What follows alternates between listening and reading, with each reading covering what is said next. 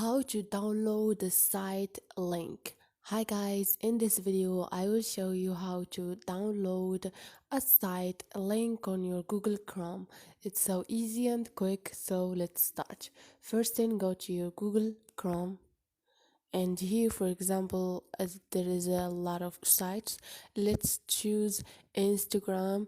And all you need to do is keep clicking on the screen like this, and now you have open in a new tab or open in Incognito, and you have also at the third option download link.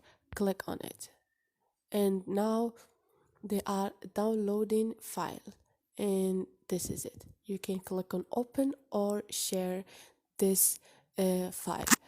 So this is it guys, hope this video was helpful to you, and if you like the video don't forget to subscribe and like.